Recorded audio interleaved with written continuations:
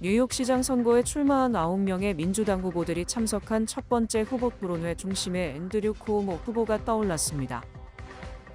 뉴욕시 감사원장에 출마한 마크 레빈 맨해튼 보로장이 모든 커뮤니티들을 연결시켜주는 다리가 되겠다며 한인 유권자들의 소중한 한 표를 당부했습니다. 난임 클리닉에서 발생한 차량 폭발 사건과 관련해 두 번째 용의자가 한인 남성인 것으로 나타났습니다. 트럼프 행정부가 관광 비자를 비롯한 비이민 비자 발급 때 급행료를 내면 비자 인터뷰를 빨리 받을 수 있도록 하는 등 비자 장사를 검토 중인 것으로 드러났습니다.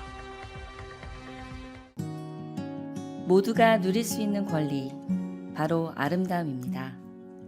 키스는 누구나 더 쉽고 당당하게 자신의 아름다움을 즐길 수 있는 세상을 꿈꿉니다. 키스는 우리 모두의 미래가 더 아름답게 빛날 수 있도록 최선을 다할 것입니다. 당신의 아름다움의 모든 순간, 키스가 함께합니다.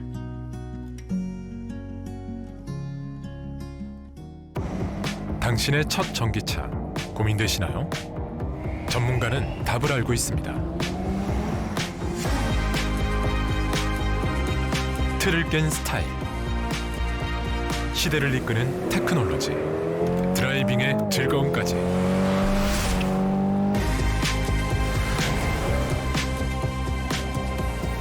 현대, 전기차의 판도를 바꾸다. 현대 아이오닉. 뉴욕시장 선거에 출마한 9명의 민주당 후보들이 참석한 첫 번째 후보 토론회가 혼란스러운 대결로 진행된 가운데 압도적인 선두를 달리고 있는 앤드류 쿠오모 후보가 그 중심에 있었습니다. 오는 24일 실시되는 뉴욕시장 예비선거에 출마한 9명의 뉴욕시장 민주당 후보들은 4일 MBC 스튜디오에서 2시간 동안 생계비, 공공안전, 교육, 인공지능, 트럼프 행정부, 정치적 후회 등에 대한 질문에 답하는 시간을 가졌습니다. 이날 토론회는 이번 선거에서 압도적인 선두를 달리고 있는 앤드류 쿠오모 전 뉴욕주지사가 참여한 만큼 모든 후보들은 쿠오모를 공격했습니다. 이날 후보들은 쿠오모 전 지사의 요양원 코로나19 대응 지침 논란과 12건에 달하는 성희롱 소송 등에 대한 공격을 이어갔습니다. 여론조사에서 쿠오모의 뒤를 바짝 쫓아온 2위 조란 맘다니 후보는 쿠오모가 트럼프 대통령을 대통령에 당선시킨 억만장자들로부터 정치 자금을 받고 있다고 공격했습니다. 또 에이드리엔 아담스 뉴욕시 회장은 쿠오모가 주지사 당시 메디케이드와 헬스케어, 차일드케어 등에 대한 예산을 삭감한 것에 대한 후회가 없는지 쿠오모의 답변을 강요했습니다. 뉴욕포스트는 이번 토론회에서 앤드류 쿠오모를 승자로 꼽았습니다. 모든 후보들이 쿠오모를 공격한 것이 그를 끌어내리기보다 더 높였다고 평가했습니다. 가장 최근에 실시된 여론조사에서 쿠오모가 35%의 지지율을 기록하며 선두를 달렸고 2위에는 23%를 획득한 조란 맘다니 후보였습니다. 이날 실시된 토론회 이후 여론의 변화가 있을지에 대한 관심이 집중되고 있는 가운데 오는 12일 두 번째 후보 토론회가 진행될 예정입니다. 뉴욕시 감사원장에 출마한 마크 레빈 맨해튼 보로장이 모든 커뮤니티들을 연결시켜주는 다리가 되겠다며 한인 유권자들의 소중한 한 표를 당부했습니다. 레빈 보로장은 3일 본방송을 방문하고 살기 좋은 뉴욕시를 만들기 위해 뉴욕시 감사원장 선거에 출마했다며 한인 커뮤니티의 적극적인 지지와 관심을 부탁했습니다. 레빈 보로장은 중저소득층을 위한 어포더블 하우징이 가장 중요한 이슈로 꼽았습니다. 그는 뉴욕시가 보유하고 있는 2,800억 달러 규모의 연금기금의 1%를 떼어서 중저소득층 아파트를 건설하는 데 사용할 것이라고 밝혔습니다. The pension funds in New York City are quite large, $280 billion. And so we have a plan to take just 1% of that and use it to finance the construction of affordable housing. And we calculate that it could finance the creation of 70,000 units of affordable housing all over New York City. 물리학 학사, 공공정책 석사를 취득한 레빈 보로장은 수학과 물리학 공립학교 교사로 자신의 커리어를 시작했습니다. 이후 맨해튼 워싱턴 하이츠에서 신용조합을 만들고 1억 달러가 넘는 기관으로 키웠습니다. 이후 2013년에 뉴욕시 의원에 당선됐고 2021년에는 맨해튼 보로장에 당선됐습니다. 레빈 후보는 이 같은 경력을 토대로 시정부와 협력해서 뉴요커들이 성공할 수 있는 발판을 마련하는데 현실적인 도움을 제공하겠다고 말했습니다. I know what it is to help entrepreneurs who themselves are struggling to get access to credit, to work with the city, to succeed. And I know the Korean community is quite strong in the entrepreneurial sector, and I know how important small business is in the Korean community. It's something that's very important to me. 레빈 후보는 한인 커뮤니티와의 밀접한 관계에 대해 강조했습니다. 그는 린다 이, 줄리 원 뉴욕시 의원을 비롯해 그레이스 이 뉴욕 주하원 의원 등의 공식 지지를 받았다며 한인 커뮤니티 내 주요 인사들의 지지의 중요성을 설명했습니다. 한인들이 정치, 경제, 문화, 의료, 교육 등 다양한 업계에서 두각을 나타나고 있다며 뉴욕시에서 없어서는 안 될 커뮤니티라고 말했습니다. I consider the Korean American community to be one of the most dynamic and important and fastest growing sectors of New York City, and important in this election with tens of thousands of votes. And I think that the Korean American community could determine the outcome of this election in Queens. I've been very active in building up relationships with Korean American leaders in Queens and throughout New York City.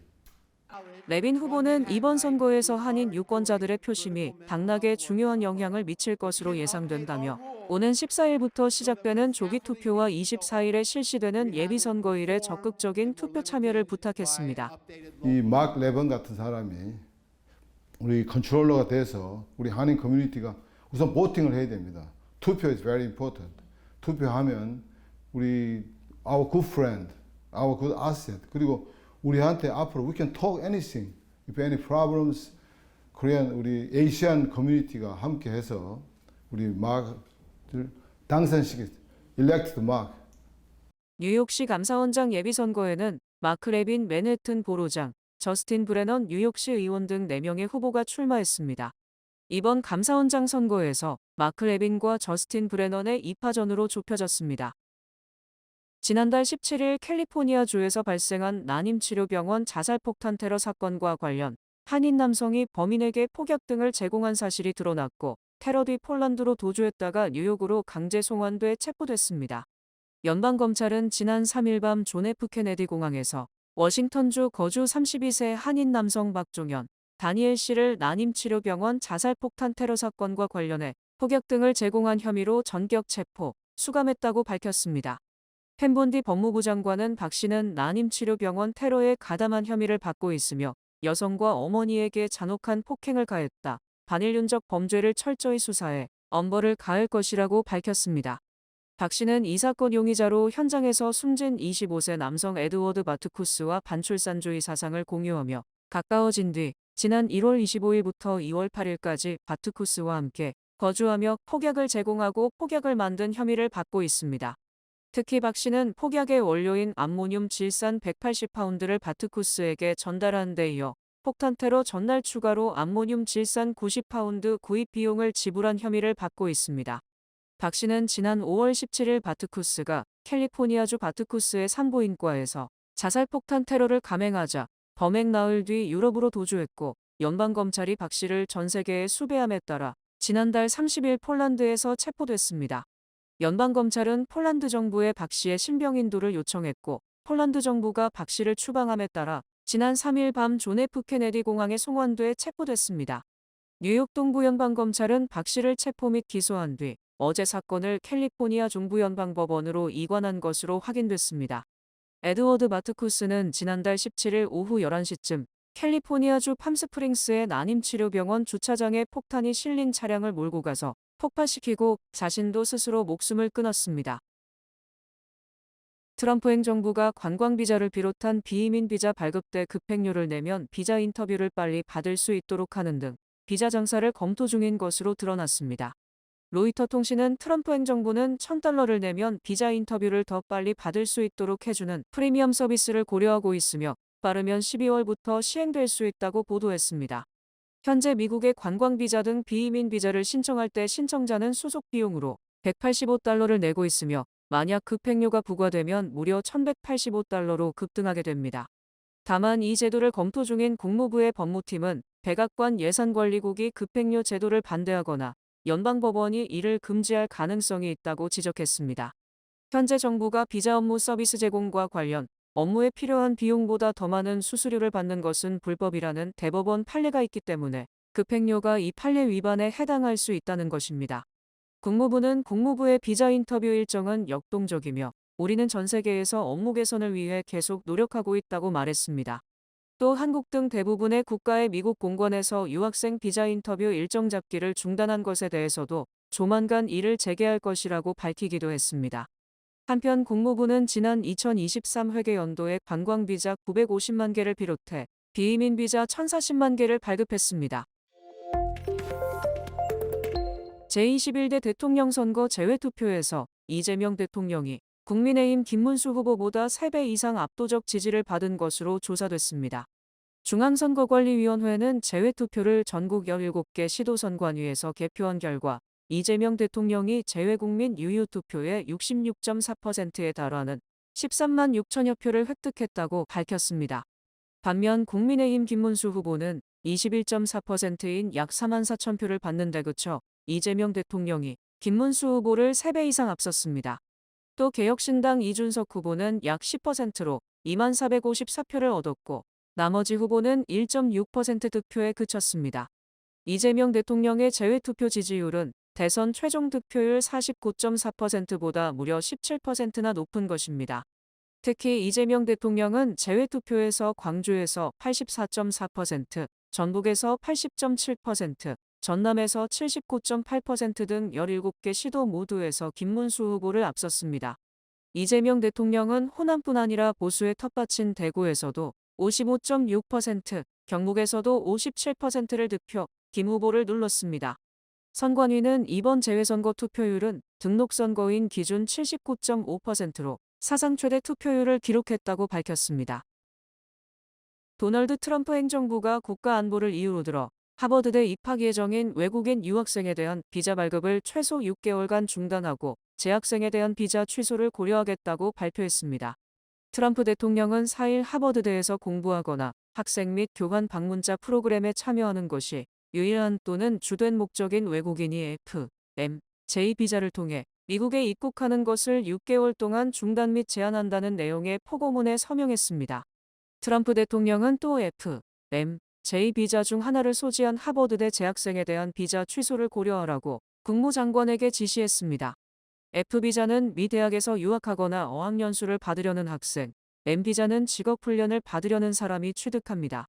J비자는 교육, 예술, 과학 분야 교류를 목적으로 방미하는 교환 연구자 학생이 받습니다. 트럼프 대통령은 포고문에서 최근 몇 년간 대학 내 범죄율이 급격히 상승했음에도 하버드는 일부 유형의 불법적 행위에 제대로 대응하지 않았고 외국인 유학생 징계 기록을 국토안보부에 보고하지 않거나 엄격한 규제를 시행하지 않았다고 주장했습니다. 트럼프가 반유대주의를 방치한다는 이유로 하버드대의 유학생 인증 자격을 박탈한 데 이어 동일한 이유로 컬럼비아대에도 연방학자금 지원 중단을 통보했습니다.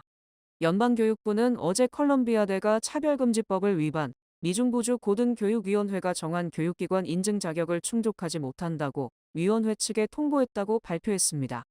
린다 맥마흔 교육부 장관은 2023년 10월 7일 하마스의 이스라엘 공격 뒤 컬럼비아대 지도부는 캠퍼스 내 유대인 학생들에 대한 괴롭힘을 의도적으로 방치했으며 이는 비도덕적일 뿐 아니라 불법이라고 강조했습니다.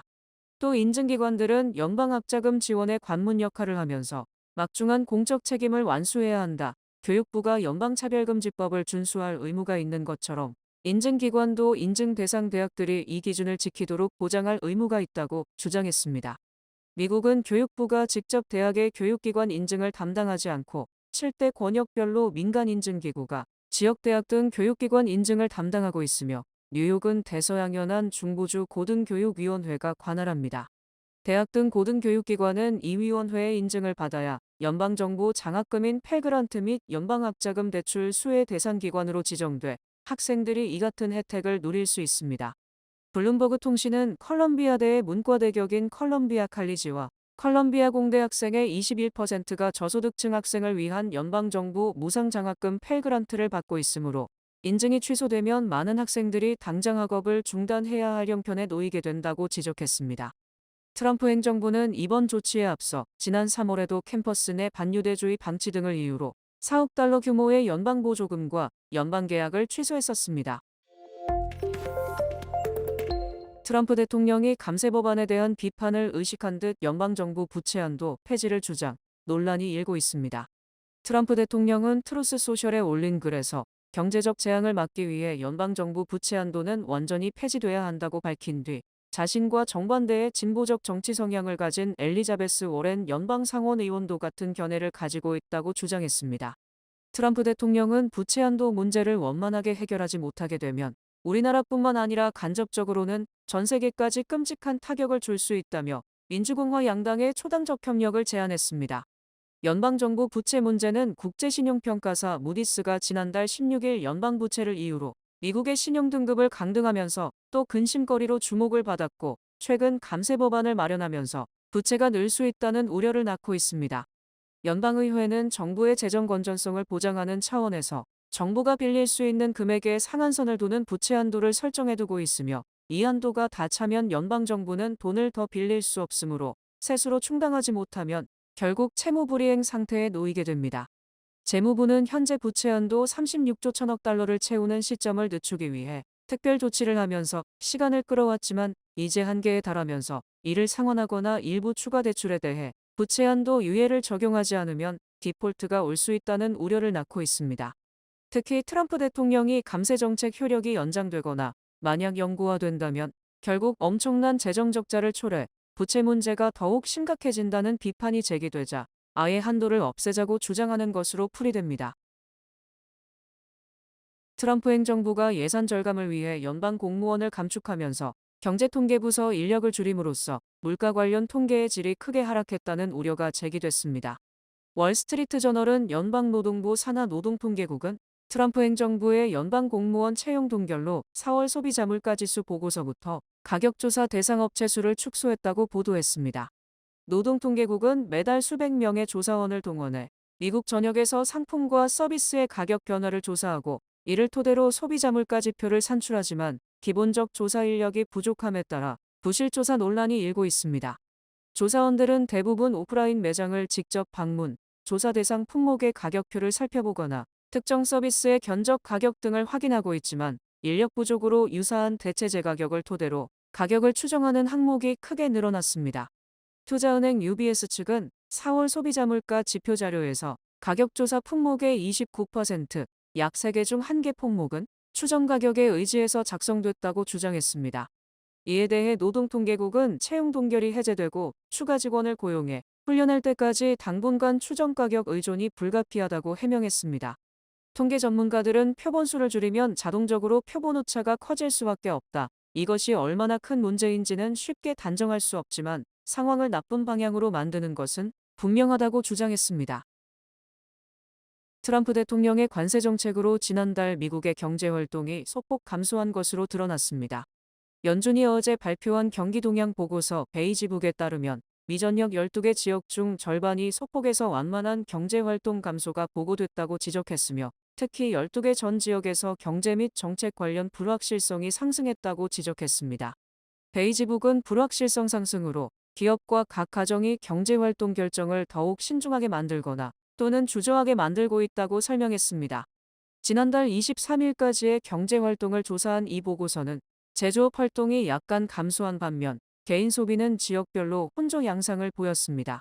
대부분 지역에서는 개인 소비가 감소하거나 변하지 않았지만 일부 지역에서는 관세 정책의 영향을 받는 일부 품목을 대상으로 지출 확대가 보고되는 등 지역별로 엇갈렸습니다.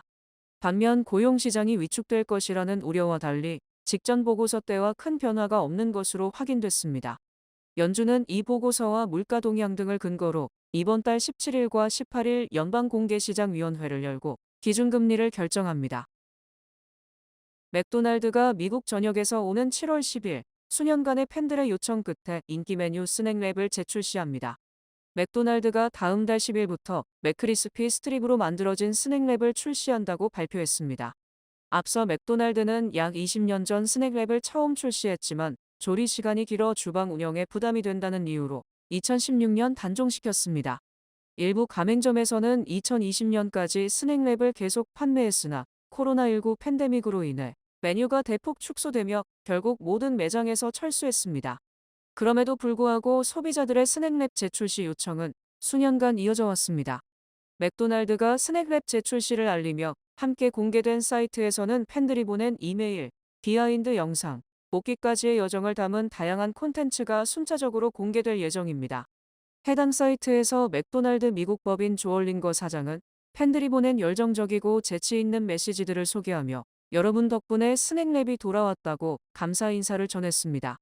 맥도날드는 아시아 지역을 포함한 글로벌 소비자들 사이에 간식 문화가 자리 잡고 있는 만큼 스낵랩의 복귀는 단순한 메뉴 이상의 의미를 지닌다고 밝혔습니다. 뉴뱅크와 함께 꿈의 집을 마련하세요. 빠른 승인, 맞춤형 서비스, 전문가 상담, 지역 전문성, 경쟁력 있는 이자율. 뉴뱅크가 주택 소유를 쉽고 간편하게 모든 단계에서 도움을 드립니다. 지금 바로 가까운 뉴뱅크 지점을 방문해서 홈모기지 대출 상품에 대해 문의하세요. 뉴뱅크 제공입니다.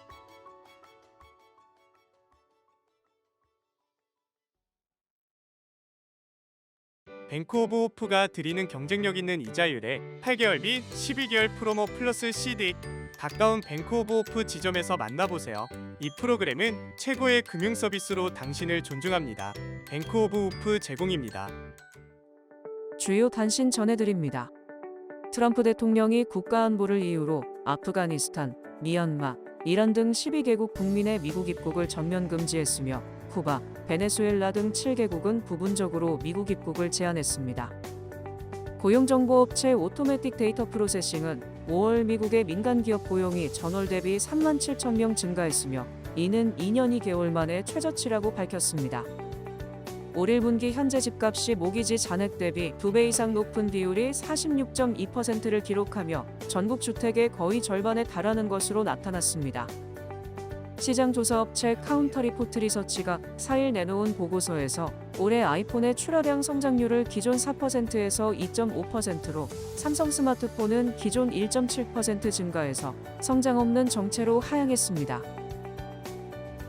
트럼프 대통령이 지난달 순방한 사우디아라비아로부터 전세계 개체수가 200마리도 안 되는 멸종위기종 아라비아 표범 한 쌍을 선물 받기로 했습니다. 아마존은 4일 인공지능 인프라 확장을 위해 노스캐롤라이나에 100억 달러를 투자해 신규 데이터 센터를 구축할 계획이라고 밝혔습니다. 남가주에서 인기 있는 민물고기의 90% 이상이 인체에 감염될 수 있는 기생충을 보유하고 있다는 연구 결과가 발표돼 식품의약국은 민물고기를 반드시 완전히 익혀 먹을 것을 권고했습니다. LG전자가 6월 5일 세계 환경의 날을 맞아 타임스퀘어 광장 전광판에 무분별한 플라스틱 사용을 줄이고 폐플라스틱을 친환경 소재로 재탄생시키는 사람들의 노력을 소개하는 영상을 상영합니다. 날씨 전해드립니다. 금요일인 내일은 대체로 흐리겠습니다. 낮 최고 기온은 86도, 최저 기온은 66도입니다. 해 뜨는 시간은 5시 25분, 해지는 시간은 8시 24분입니다. 이상으로 주간 날씨와 세계 날씨 전해드립니다.